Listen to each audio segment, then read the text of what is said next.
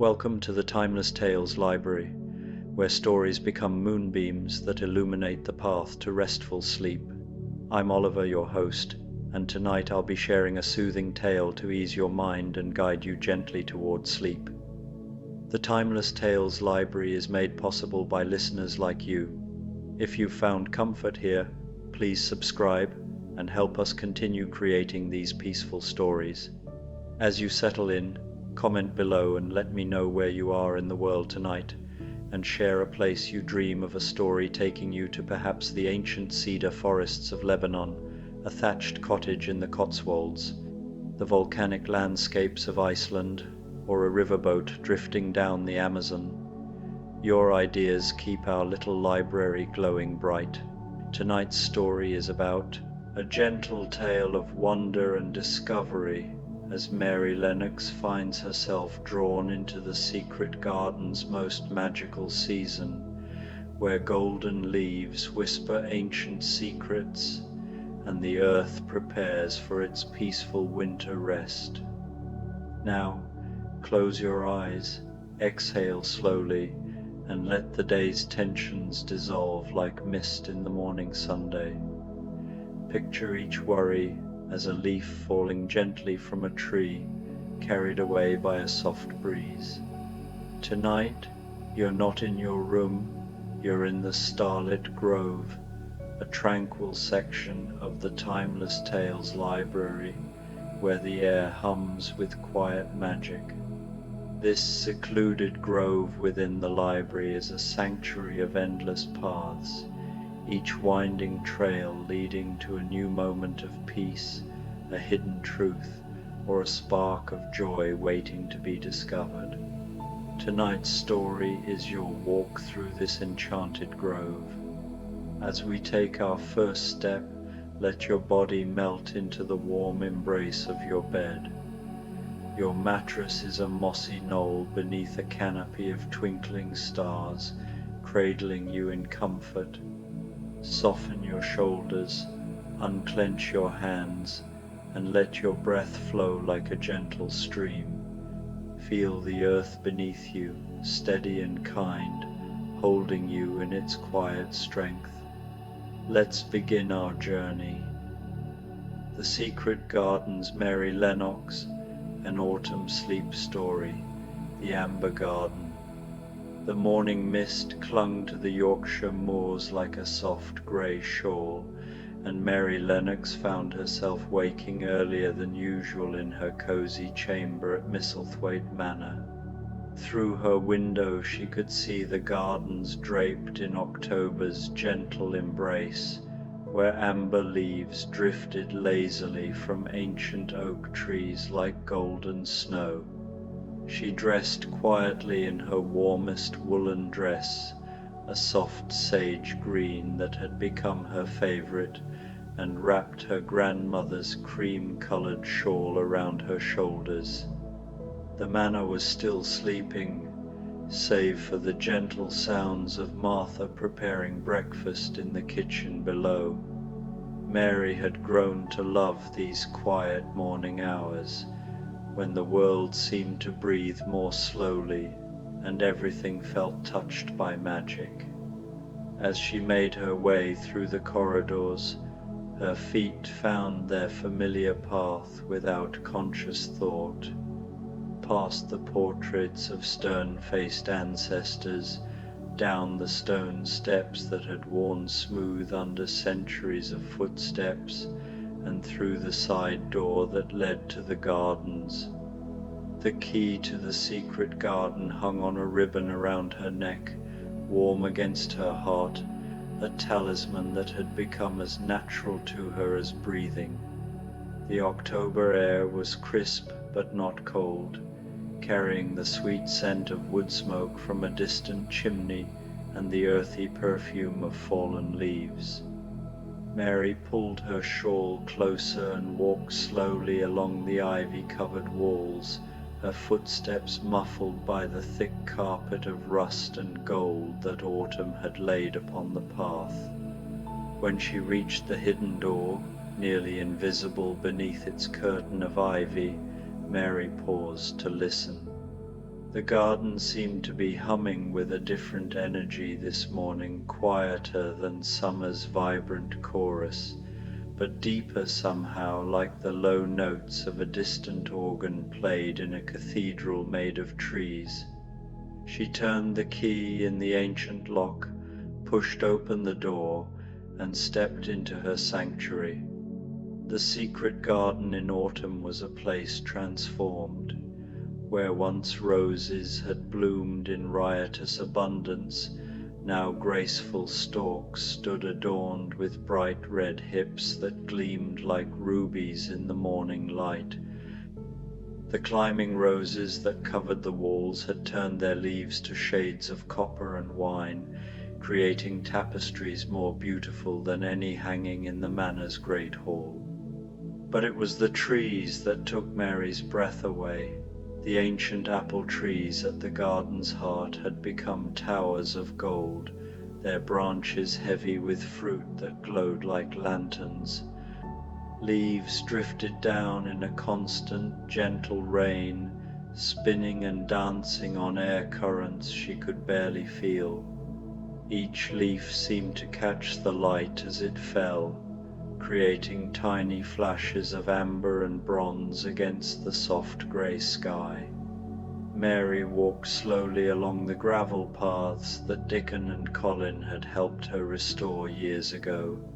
The garden had grown and changed since then, but it remained a place apart from the world, a pocket of wonder where time moved differently and magic felt as natural as breathing. As she rounded the corner near the old sundial, Mary noticed something she had never seen before. At the base of the largest apple tree, where the roots emerged from the earth like the fingers of an ancient hand, the fallen leaves had arranged themselves in perfect spirals, not scattered randomly as leaves should be, but laid out in intricate patterns that seemed to pulse gently with their own inner light. Mary knelt beside one of these leaf spirals, her fingers hovering just above the golden surface.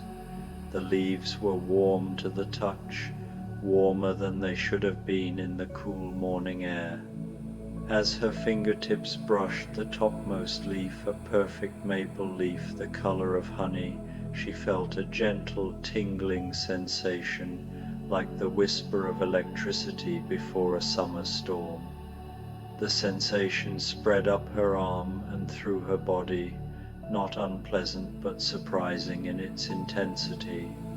The garden around her seemed to shimmer for a moment, as if she were seeing it through water, and then everything settled back to normal, except that the morning light seemed warmer, more golden, and the air hummed with an almost musical quality. A soft breeze rustled the branches above her, causing a cascade of golden leaves to fall around her like confetti. Mary sat back on her heels, a sense of wonder washing over her. She had always known the garden was special, a living thing with a spirit of its own, but this felt different. It was a direct communication, a secret whispered from the very heart of the place.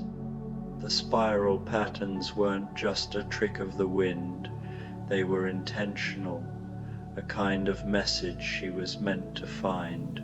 She looked more closely at the intricate design. It reminded her of the patterns in seashells, of the way a fern frond uncurls, and of the twisting tendrils of ivy that clung to the walls. It was a pattern found everywhere in nature, a fundamental blueprint for growth and life. The realization filled her with a profound sense of connection, as if she were now part of the garden in a way she had never been before. She was no longer just its caretaker, but a part of its very being, connected to its ancient rhythm. Mary stood and walked to the other side of the apple tree. There, At the base of another gnarled root was a similar spiral, slightly larger than the first, and another, all leading away from the tree like a trail of golden breadcrumbs. Her heart beat with a quiet excitement. This wasn't just a single magical moment, it was a path. She followed the trail, her eyes fixed on the glowing patterns on the ground. They led her past the rose bushes, where a few late blooming blossoms still held on, their petals a deep crimson against the dark green leaves. The spirals wound around a patch of forget-me-nots that had been surprisingly resilient, and then curved toward the old well in the center of the garden. The well, which had once been a source of fresh water, was now mostly decorative, its stone rim covered in moss and ferns. But at its base, the leaves had formed a circular pattern around the stone, a perfect golden halo. Mary knelt once more, her fingers tracing the edge of the pattern. The warmth was stronger here, a gentle heat that seemed to radiate from the very stone itself. She felt a gentle pull, a current of energy drawing her closer to the well's opening. Curiosity overcame her caution. She peered into the darkness of the well, expecting to see her reflection or a glimpse of the water far below. Instead, a soft light emanated from the depths, a diffused silvery glow that pulsed in time with the hum in the air. It wasn't a reflection of the sun, but an inner light, as if the well were a lantern filled with captured moonlight. Mary sat back, her mind reeling. The garden was truly alive, more so than she had ever imagined. The spiral patterns, the warmth, the light from the well, all of it pointed to a deeper magic, a secret life that was now revealing itself to her. It was a testament to the power of nature, to the quiet resilience of life that could flourish even after years of neglect.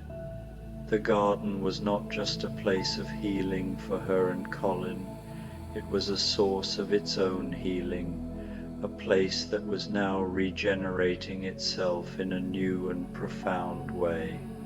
She reached out and dipped her hand into the light emanating from the well.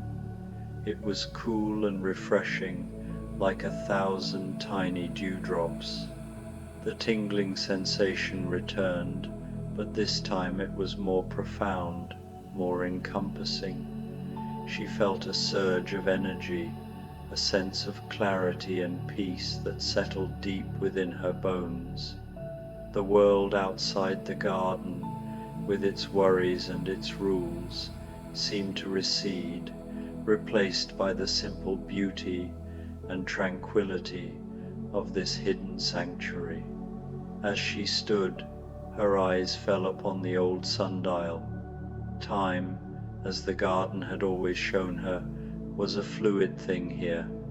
It was not measured by the clock on the manor wall, but by the turning of the seasons, the opening of a blossom, the fall of a leaf. The sundial, with its weathered stone face, was a reminder of this timeless quality. And as the sun began to climb higher in the sky, a single ray of light broke through the clouds, landing squarely on the gnomon of the sundial. A small, intricate pattern of light appeared on the face of the dial, a design that seemed to shift and change, a fleeting dance of shadows and light. Mary watched, mesmerized, as the pattern resolved itself into a single word: breathe. It was a simple word, yet it held a universe of meaning. It was a reminder to slow down, to be present, to simply exist in the moment and connect with the world around her.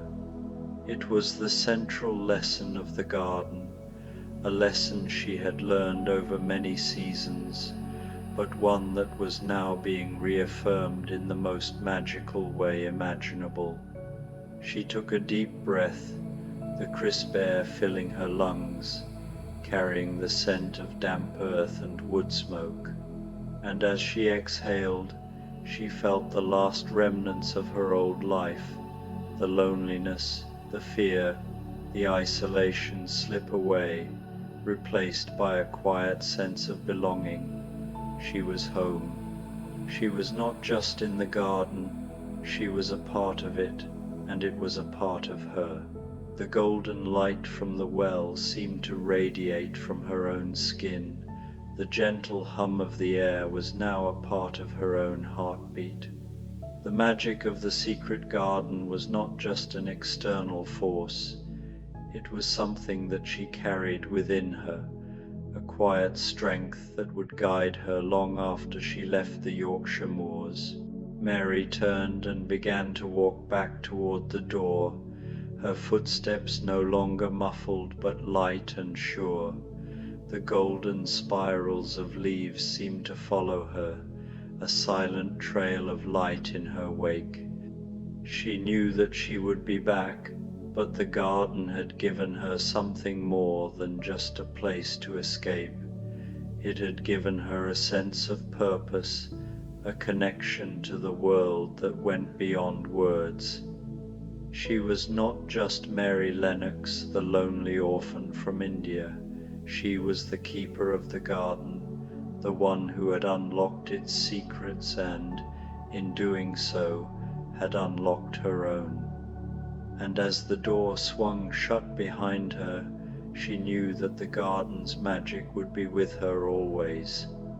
Mary sat back on her heels, watching the leaf spirals with growing wonder.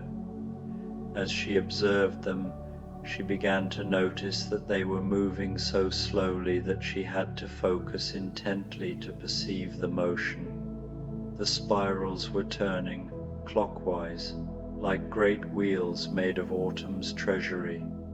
With each barely perceptible rotation, a few leaves would detach from the outer edge and drift away on unfelt breezes, while new leaves settled gently onto the inner curves. The sight was mesmerizing. Mary found herself breathing in rhythm with the spiral's rotation, her heartbeat slowing to match their ancient tempo. She had no idea how long she sat there, watching the leaves dance their stately dance, but gradually she became aware that she was no longer alone in the garden. A small robin had alighted on a branch just above her head, but this was not the familiar robin who had been her companion in the garden's early restoration. This bird's feathers held an unusual sheen, as if they had been brushed with the same golden light that touched the leaves. It cocked its head at Mary and trilled a few notes that seemed to harmonize with the garden's gentle humming. "Hello, little friend," Mary whispered, not wanting to disturb the garden's peaceful spell. "Are you watching the leaves too?"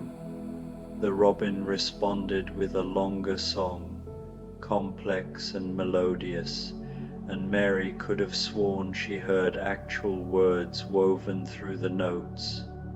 Not words in any language she knew, but sounds that carried meaning nonetheless, something about seasons turning, about the earth's deep wisdom, about the magic that flowed beneath the surface of all growing things.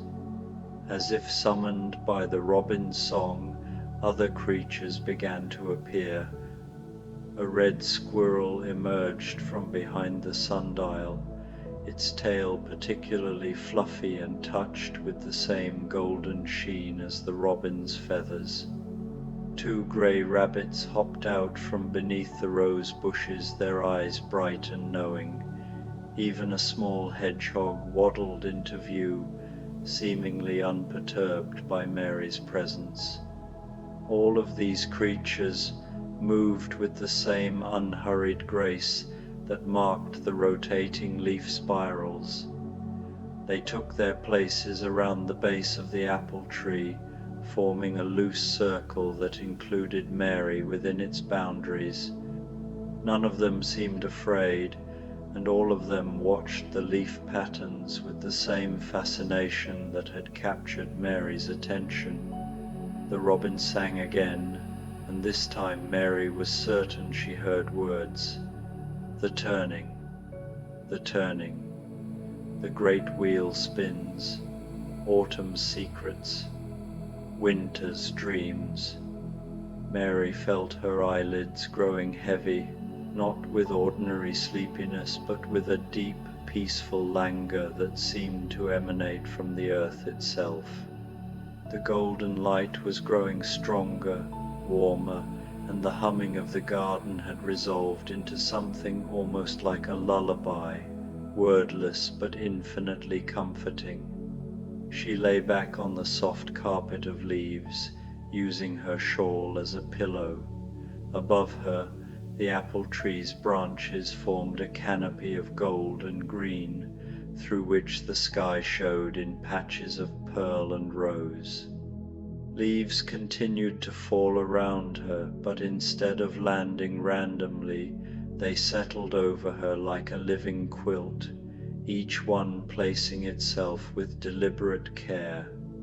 The warmth from the leaves seeped into Mary's body, and she felt herself sinking into a state that was neither sleep nor waking, but something else entirely, a deep communion with the garden's ancient spirit. In this peaceful twilight state, she began to hear the stories the leaves were telling. Each leaf, she realized, carried within it the memory of its tree's entire life. As they settled around her, their stories wove together into a vast tapestry of seasons and years. She heard about springs when snow melted into eager streams, about summers when the garden blazed with roses and rang with bees' contented humming. She learned of autumns past, when leaves had fallen just as they were falling now, creating the same spirals, calling the same creatures, offering the same deep rest to any who would accept it. The stories went back further than Mary had imagined possible. She heard echoes of the garden's earliest days, when it was first planted by long-dead hands with love and hope.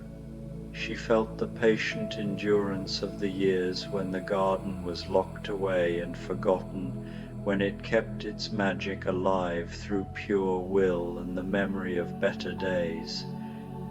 And she experienced the joy of its awakening when she had first turned the key and let light flood back into its hidden corners. But the leaves' stories reached even further back, into times before the garden, before the manor, before memory itself. They spoke of the ancient magic that flowed through this particular patch of earth, magic that had drawn people to plant and tend and love in this place for longer than recorded history. The garden, Mary understood in her dreaming state, was not just a collection of plants surrounded by walls. It was a focal point for something much larger and older, a place where the veil between worlds grew thin and wonder could flourish. As she listened to these deep stories, Mary felt her own roots extending downward, not literally but in some spiritual sense.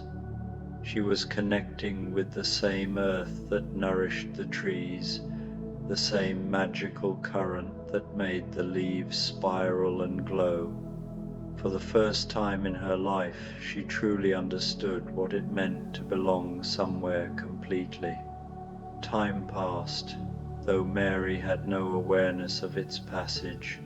The sun climbed higher in the sky, warming the air and brightening the golden light that suffused the garden. The leaf spirals continued their slow rotation. The woodland creatures maintained their patient vigil, and Mary rested in perfect peace beneath her living blanket. When she finally began to stir, it was not because she felt rested, though she did, but because the garden itself was gently calling her back to ordinary consciousness. The humming had shifted to a different tone, still musical but more alert, as if the garden were preparing for some new phase of its mysterious cycle. Mary opened her eyes and found herself looking up through the apple tree's branches at a sky that had deepened from pearl to the softest blue. The sun had moved significantly, and she realized she must have been lying there for hours. But instead of feeling stiff or uncomfortable, she felt more relaxed and refreshed than she ever had in her life. The leaves that had covered her began to stir, lifting away from her body one by one and rejoining the spirals around the tree's base.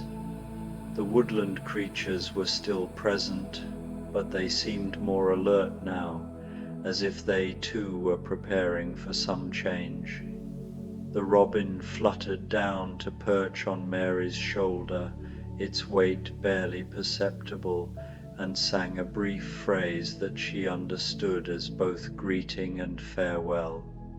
Mary sat up slowly, brushing the last few leaves from her dress and shawl.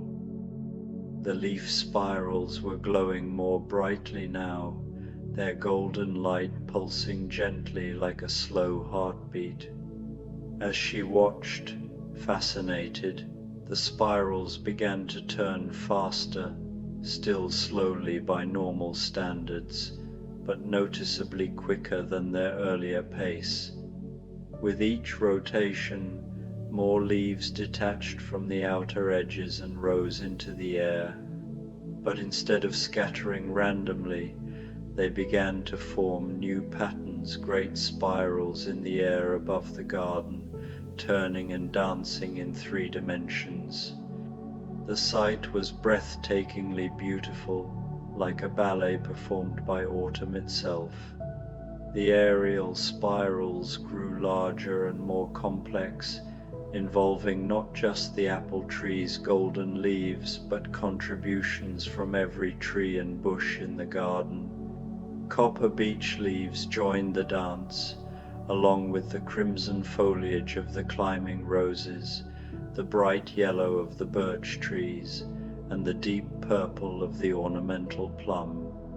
Soon the entire garden was filled with slowly spinning galaxies of leaves, each one catching and reflecting the golden light until the air itself seemed to sparkle. Mary stood up, turning slowly to take in the full spectacle. The woodland creatures had also risen and were moving now, not fleeing but participating in some way she couldn't quite understand. The squirrel ran up the trunk of the apple tree and began chattering excitedly, while the rabbits hopped in small circles that seemed to echo the patterns above.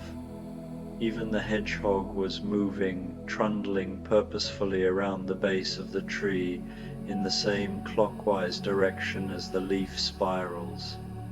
The robin on Mary's shoulder sang again, and this time she heard the words clearly. The harvest, the harvest, the garden gives its gift. The wheel turns, the wheel turns, as if summoned by the robin's song, a new figure appeared in the garden. Mary felt no alarm, for the presence radiated the same gentle warmth as everything else in this magical space. It was a woman, tall and graceful, with silver-streaked hair that seemed to move in the same unfelt breeze that carried the leaves. She wore a dress the color of autumn, twilight deep purple shading to bronze, and her eyes held the same golden light that touched everything else in the garden. The woman smiled at Mary, an expression of such kindness and understanding that Mary felt tears of joy prick her eyes. Without speaking, the woman extended her hand, and Mary found herself walking forward to take it. The woman's touch was warm and solid, yet somehow ethereal, like sunlight given form. Together, they walked to the center of the leaf spirals, where the woman gestured upward at the dancing patterns above their heads. "Do you see?" she asked, her voice musical and soft as wind chimes. "Do you understand what the garden is showing you?" Mary looked up at the spirals of leaves, and suddenly she did understand. The patterns were not random or merely beautiful, they were a map, a diagram of the garden's deep magic made visible. Each spiral represented a different aspect of the garden's power: growth and rest, memory and hope, the connection between all living things, the eternal cycle of seasons and years. "It's showing me how everything is connected," Mary whispered, still gazing upward in wonder. "How the magic flows through all of it." "Yes," the woman agreed, "and more than that, it's showing you your place in the pattern. You, Mary Lennox, who brought life back to this garden, are part of its magic now. Your love and care have woven you into its very essence." As she spoke, one of the great spirals above them began to descend, settling gently around Mary and the mysterious woman. The leaves brushed against Mary's skin like gentle fingers, and each touch brought a flash of understanding. She saw herself as the garden saw her, not as a separate person who happened to tend it, but as an integral part of its living system, as necessary to its health as rain and sunlight. "Who are you?" Mary asked, though part of her already knew the answer. The woman smiled again. "I am the garden's memory, its accumulated wisdom, its love made manifest. I am every person who has ever tended this place with care, every gardener who has planted with hope, every dreamer who has found peace within these walls. And now, Mary, I am you as well." The spiral of leaves settled around them more closely, and Mary felt herself becoming part of the pattern in a literal sense.